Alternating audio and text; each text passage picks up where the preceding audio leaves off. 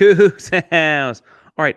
By this point, you know Dana Holgorsen is out as head coach of the Houston Cougars, but who will replace him as head football coach in the third ward? You are Locked On Coogs, your daily podcast on the Houston Cougars, part of the Locked On Podcast Network, your team every day.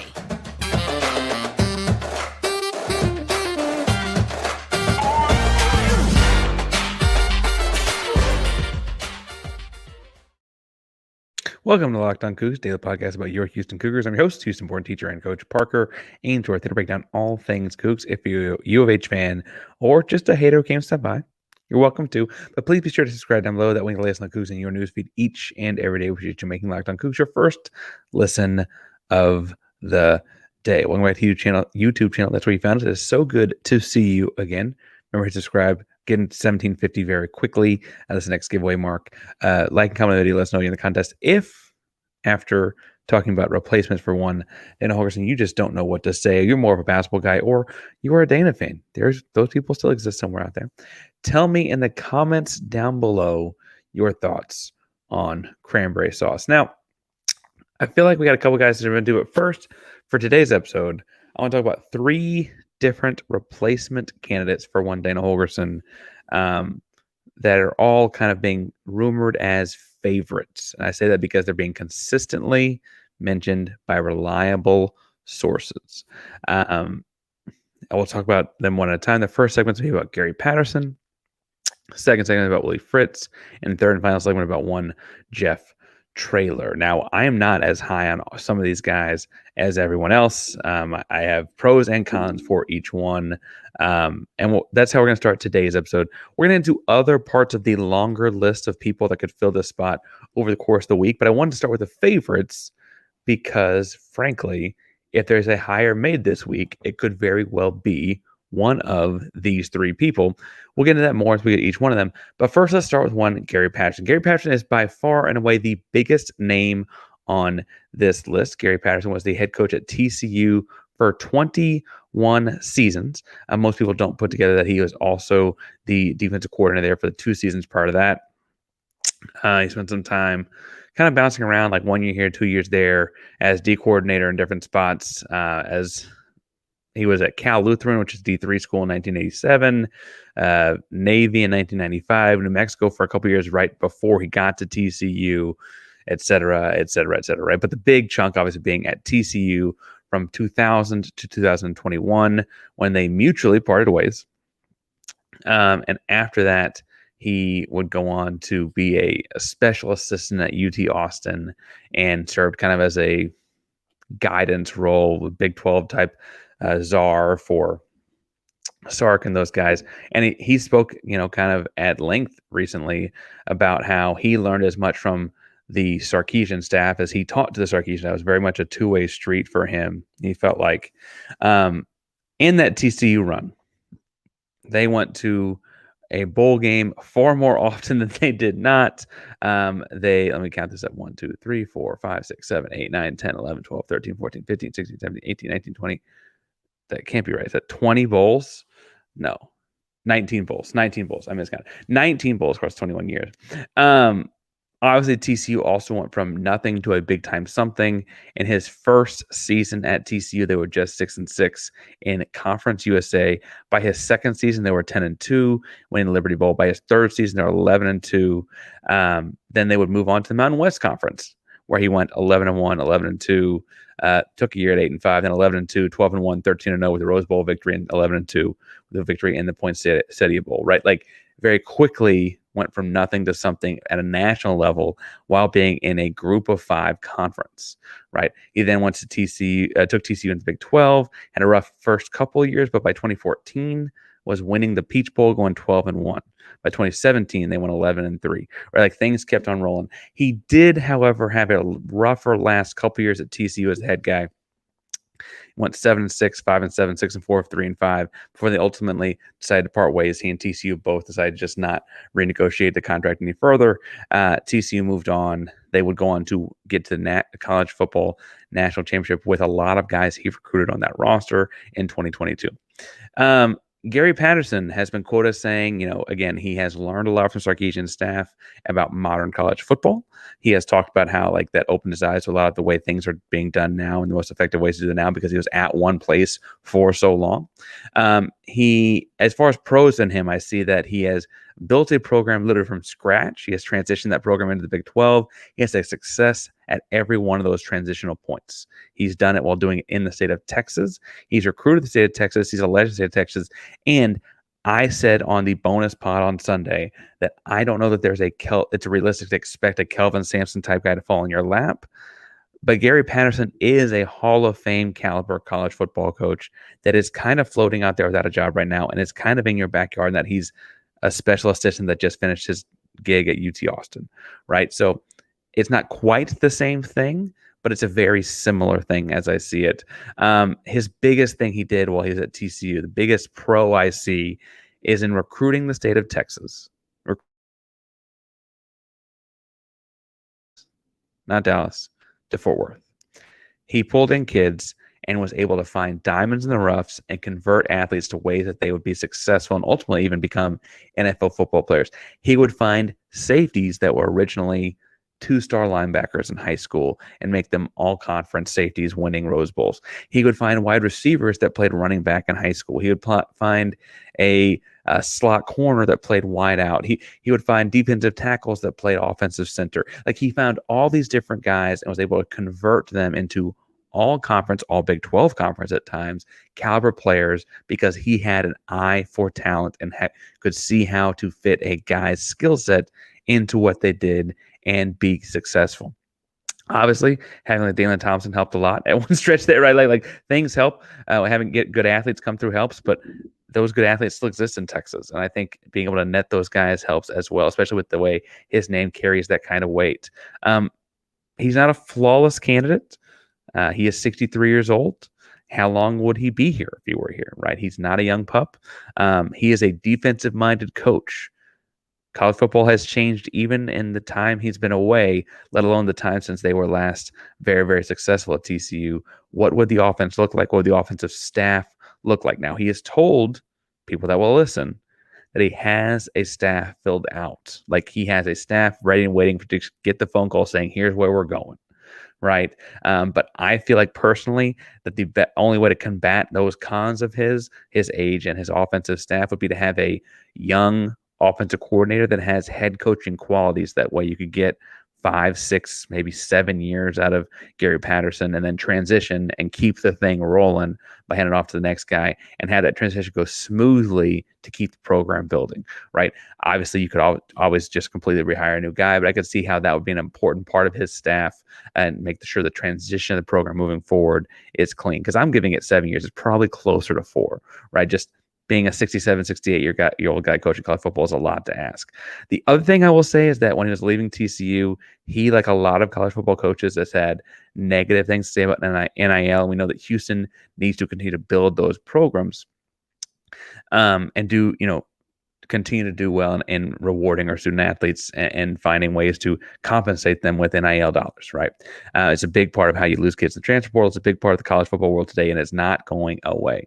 What I will say is when I hear him talk about things he's learned at UT Austin has a lot of money flowing into those kinds of things. And I would hope that one of those things you take away is at least how important it is, even if it's not something you like, how important it is, right? Now, I say all that to say that I feel like when I was hearing stuff about things being changed in the staff and I had some bad information or just not up-to-date information about what's going to happen with hirings and firings, there was a serious thought to bring Patterson in as a defensive coordinator, and the stuff wasn't up to snuff next season, mid-season. You could just pull the swap right away, then cut the head coach, let interim head coach Gary Patterson take over and get your look at it. I feel like those connections are still strong. I have been validated in that by saying Football Scoop. You don't know Football Scoop. It's a football coaching website run by football coaches that talks all about different football coaching moves and openings, frankly, across the country at all levels of football. They are connecting Gary Patterson to this job as well. It sounds like a lot of people think like if Gary wants it, it might just the only favorite because frankly, who knows if he even wants to head coach anymore at 63 years old. But it does make him one of three. We got a couple more to jump into. But first, we got to talk about what other things you could be jumping into. And around Houston, while it's no more college football games this season,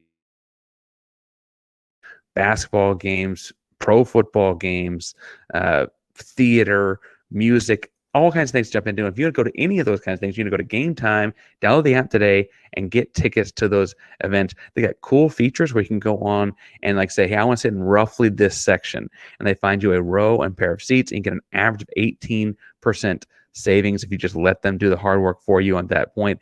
If you want to pick your own seat and kind of see where you're sitting from, they'll also show you exactly what the view looks like from every seat in the arena. They show all kinds of cool aspects. They have everything from comedy to music to theater to all the different sports games happening around the H.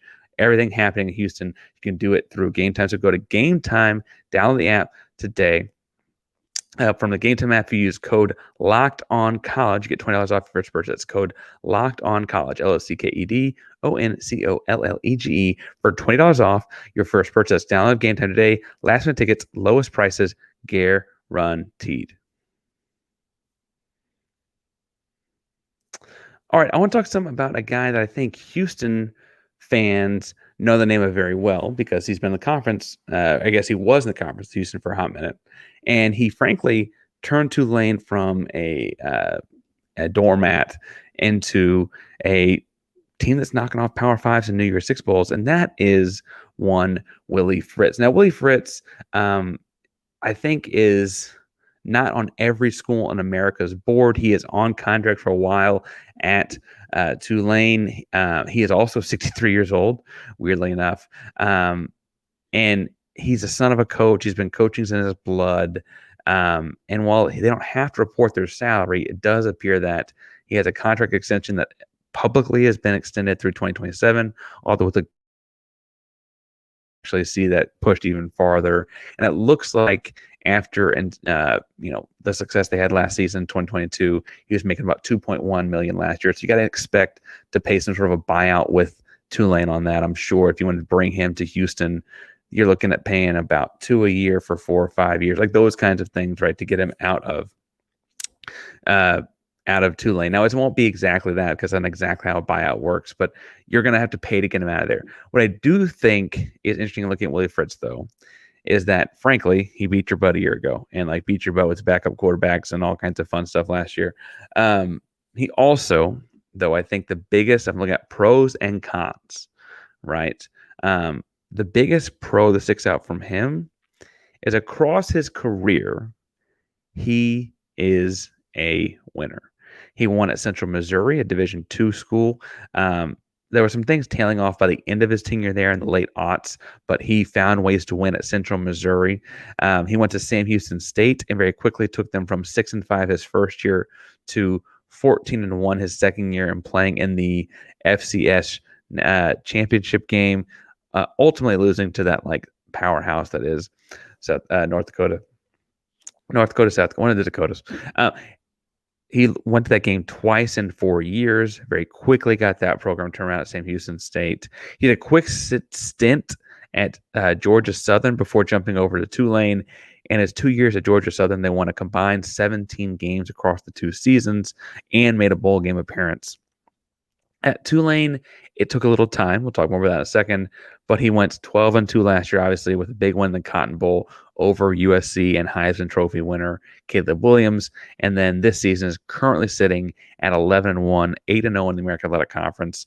They play in the conference title game next week, or this upcoming weekend. Now, I will say, if Fritz is the guy, or Fritz is very seriously being considered for the guy, I bet you don't hear about a move until after the weekend at the very earliest, because he is a very classy individual, a very high integrity individual. He won't let that become a distraction for his program as they enter a conference championship game. I just don't see him finding ways to let that get out. I see him and his people and Tulane and everything keeping that pretty hush-hush if that is the move, or if he's involved in the move. He's a winner that's been everywhere. He also, as a winner that's been everywhere, has been particularly tied to this region. That's another big pro for him. He was at Sam Houston State as a GA out of college. He went actually to Pittsburgh State, which but he was a GA at Sam Houston State. He coached at Willis High School. He would then go back to be a DB's coach at Sam Houston State, was a head coach at Blinn, would then be the head coach at Sam Houston State. He's been in this region. For what it's worth, the Tulane recruiting ground is also the same region we're looking at recruiting for the University of Houston, and he's found athletes that help him win games at each of those stops again, right? And so really, really strong foundation in this area. You also have to feel like if you are a fan of the way the offensive line progressed between last season 2022 and this season 2023, Emmanuel Gavi worked for him in Tulane in 2022. I imagine there's some consistency there, and while I don't necessarily mean that like next guy, that's completely up to the next guy. Like, I love Brian Early. I think it's very clear that he's one of our best position coaches, but the next head coach ought to get to pick his D-line coach. And while I can make an argument for Brian Early, I'm not going to pick him for him, right? I feel the same way about Negavi and Fritz, frankly. While they clearly had something going that 1 year at Tulane, if Fritz wanted to bring in his newer people, different people, say, hey, now I got P5 money and get better people, whatever, it is ultimately up to him. But some consistency there could be nice, is what I'm getting at here, right? I also think it's worth pointing out, as far as positives that come with this guy, are that he is a defensive-minded coach. All his positional stops are on the defensive side of the football. He actually only spent a couple seasons as D coordinator at Coffeyville Community College up in Kansas again. But he is a very defensive-minded guy. And I think that when you look at winning in the Big 12 going forward, like the way the conference is constructed moving forward, you're kind of seeing this pendulum shift in football, right? The Big 12 was the peak of all the offense in the early 20 teens. You're seeing it kind of come back now to where, like, ooh, yes, the scores are in the 30s because they're playing a lot more snaps per game, but the amount of snaps per score is kind of slowing down relative to what it was like 7 or 8 years ago. And so, bringing a defensive-minded coach could be really impressive and important there. I also think while you'll have to buy him out at Tulane, and as far as like contractually, while you're paying Dana his buyout out over the next few years, you could realistically afford to all, 2.5, 3 million plus games. And you can kind of keep that all under where it's like a more manageable load, because for whatever reason, he's not mentioned for things like the A&M job or the Indiana job or the Kentucky job. I guess Kentucky's not technically open because they didn't hire Stoops, but you feel me on that, right? Like, he's not being mentioned nationally for these other Power 5 programs. You'd be his first Power 5 step. Thus, I think you could kind of get him at what may look like a bargain a couple years from now.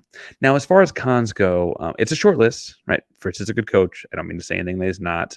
But at Tulane, winning did take some time.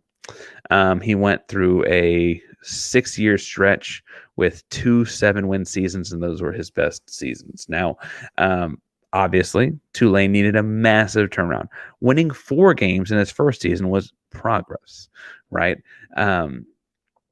But I do worry about taking a long time to turn around this Houston Cougar program, whether it's because of conference realignment, we don't know what college football looks like in 2030, or whether it's honestly, you're dealing with the city of Houston, the competitors that are coming in and stealing your recruits every single day from UT Austin, College Station, Baton Rouge, Norman, or bigger. I mean, the quarterback from Willis is going to Florida next year, right? All that could be, problematic as far as like taking time to build this program up. How long can you take before you become like, the Kansas of, and not the Kansas is actually been good the last 2 years, but you feel me, in the Big 12, because like you're already kind of being labeled a basketball school, right? And I like the basketball team, and I'm a basketball guy. Frankly, I'm looking forward to talk about the Xavier game later this week, but that's a danger in this, right? the Power Five conferences before as a head coach. In one-off games or bowl games, it's a totally different beast to knock off a Power Five team, especially a bowl game where you have like a month to prepare. The week in, week out grind, while I don't think he was right about everything by any stretch. I think Dan Okerson did hit the nail on the head with like that week in, week out grind is a different kind of beast transitioning from the American Athletic Conference to the Big 12. We saw it hit Cincinnati, we saw it hit Central Florida, and we saw it hit us. I do think that that is something I wish we'd seen Fritz have some experience with, because he's not only never head coached in the Power Five, he's never assistant coached in the Power Five. Like the entire, like, I don't know, the game planning, the all the different types of athletes you're working with and dealing with and covering on the defensive side and so on. Like that's something he hasn't had any experience with, even on the assistant coach level. And so that is a little bit different, because even when he was at Sam was FCS when he was there, right? So a little different. Wish he had that on his resume, because I think he's good. I'd feel more comfortable if it wasn't. Now, one guy that has a little bit different resume as well, but we've seen up close and personal for a couple of years, much like Fritz, is Jeff Traylor. But before we talk about Jeff Traylor, we're talking about guys here that are favorites. And if you feel like you understand favorites, you need to go to FanDuel.com, because right now, new customers get $150 in bonus bets by putting down any $5 and winning the money line bet. It's $150, but $150 if your team wins on the money line. Now, they have our Houston Texans as a 3-point favorite at home next week against the Denver Broncos.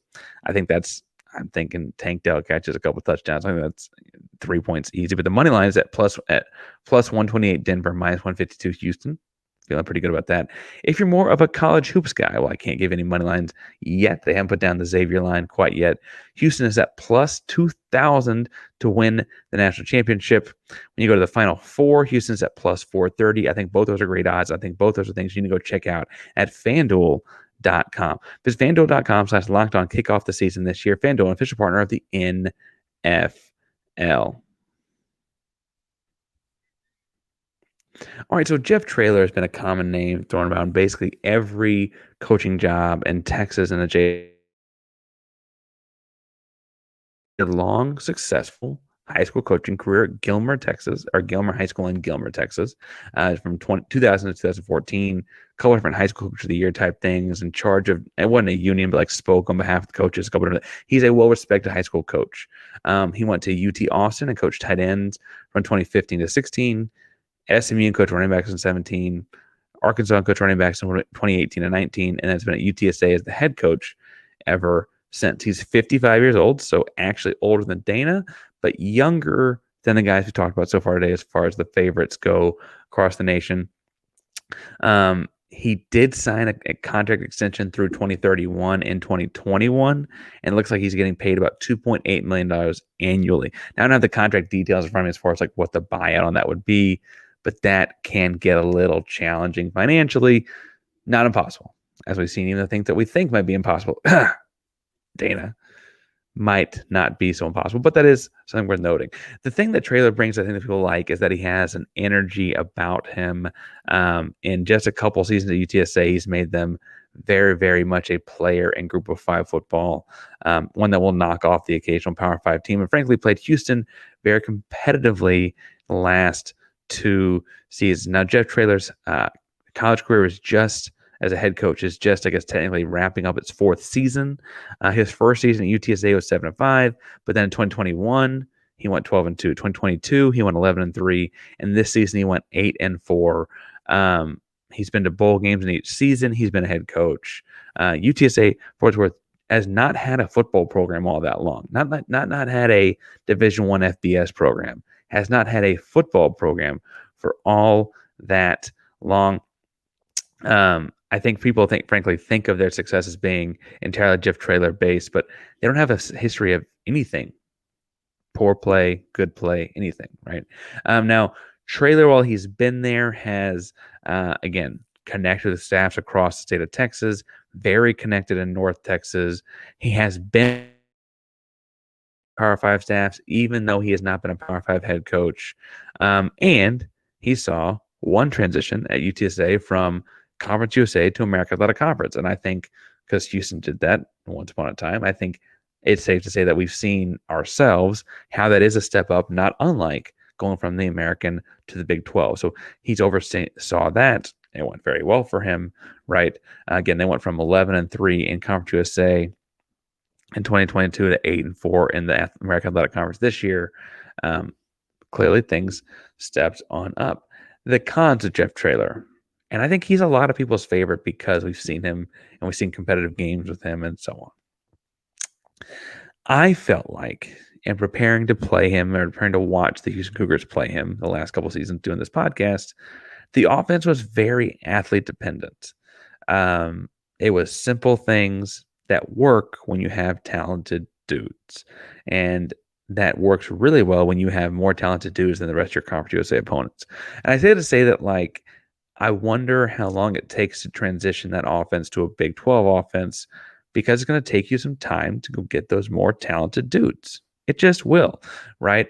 And I think that it's an offense that requires good athletes. It's also an offense that we've really only seen run with one quarterback successfully, and that is Frank Harris. He's had Frank Harris, who's been in college a bajillion years, the entire time he's been there, right? We've also saw kind of some cracks in the armor as Frank Harris was not the quarterback or was an injured quarterback at different points, right? We saw how the offense didn't quite look like itself at the start of the season when they played Houston.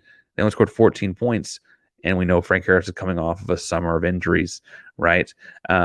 For what it's worth, when the thing was clicking, Frank Harris was having gamer-type moments, like the kind of things that like you see put up on display, like video montages talking about UTSA football for decades to come type gamer moments, right? In terms of translating that to being a head coach somewhere else, you're relying on him bringing in more Frank Harris type guys relative to your level of competition. I'm not saying he can't do it. I'm saying I got no evidence that he can. His Power 5 stops are all his assistant coaches, but he has Power 5 stops, unlike Willie Fritz.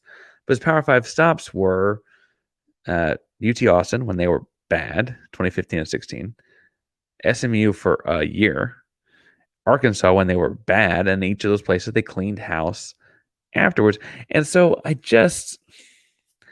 look at it and I worry about translating that to the next level, right? Because that could very quickly become the kind of thing where you're making an investment on what you think something is versus what something actually. Time to wait around and see what Traylor looked like with a new quarterback, what Traylor looked like with a new set of offensive skill guys, what Traylor looked like, frankly, after a couple years in the American Athletic Conference. We don't have that kind of time. So you're trying to make projections based on what you've got. Now, I say all that to say that of these three favorites, Gary Patterson, Willie Fritz, and Jeff Traylor, I was hearing the most significant buzz about Gary Patterson because he has no buyout, because could have been the defensive coordinator at the point I was hearing about him, and because he is so connected and he's like a combination of a splash name hire and a guy that does the dirty work, turns athletes into successful athletes, turns the corners into wide receivers type thing that we talked about before, right? The eye for the talent. I'd love to hear of the favorites who you got down below as we continue to look down the list of more and more people that could get this job at some point in the very, very near future. Could be days, could be less than 10 days, maybe 2 weeks. Tell us in the comments down below if you've got other people you want to see on other versions of this list. Because again, I think these three guys are the most credible favorites. I don't think they're the only people out there by any stretch. I would love to hear who you think gets this gig, because we both know how strong of a gig this one can be, how it's a great recruiting base, how it's a great recruiting city, how it's a fan base hungry for a good football team, how, frankly, when things are rolling like they were in the 80s, you can really roll through the rest of the state. The new football facilities building, operational facilities buildings going up, all of those kinds of things. But we need to have the right guy steering the ship. And if it's one of these three, let me know. If it's someone else, let me know. Thank you all so much for listening to Locked On Coogs today. We appreciate you making us your first listen of the day. If you're looking for another listen, go to Locked On Big 12. Drake is upset that Houston fired their coach and Baylor did not. It's a really, really funny episode. So go check that out. Thank you all so much. Locked On Coogs is a proud Locked On Podcast Network, and that means your team, our Cougs, no longer Dana's Cougs. Every day, go Cougs.